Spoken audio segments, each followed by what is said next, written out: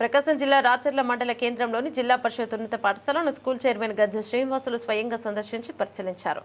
పాఠశాలలోని మౌలిక సదుపాయాలను ఆయన పరిశీలించగా విద్యార్థులు తాగునీటి సమస్యను ఆయన దృష్టికి తీసుకొచ్చారు. స్కూల్ వాటర్ ట్యాంక్లో నీరు శుద్ధి కాని పరిస్థితి ఉందని, కొన్ని సందర్భాల్లో పాచిపట్టిన నీరు తాగాల్సి వస్తోందని విద్యార్థులు తెలిపారు. మంచినీటి సౌకర్యం లేకపోవడంతో తాము ఇళ్ల నుంచి బాటిల్స్లో నీళ్లు తెచ్చుకుంటున్నామని వారు పేర్కొన్నారు. ఈ సమస్యపై స్కూల్ చైర్మన్ గజ్జె శ్రీనివాసులు స్వయంగా నీటి ట్యాంకును పరిశీలించి చర్యలు తీసుకుంటామని హామీనిచ్చారు. తర్వాత పాఠశాలల్లో అందజేస్తున్న మధ్యాహ్న భోజనంను పరిశీలించి విద్యార్థుల అభిప్రాయాలను తెలుసుకున్నారు. పిల్లల భోజనం బాగుందని సమాధానం ఇవ్వగా ఆయన స్వయంగా ఈ భోజనాన్ని రుచి చూశారు. అనంతరం వంట సిబ్బందికి పలు సూచనలు చేసి పరిశుభ్రత పాటించాలని సూచించారు. కార్యక్రమంలో ప్రధాన ఉపాధ్యాయులు రామ్నాయక్, ఉపాధ్యాయులు రమణారెడ్డి, మహమ్మద్ రవి, చంద్రశేఖర్ తదితరులు పాల్గొన్నారు.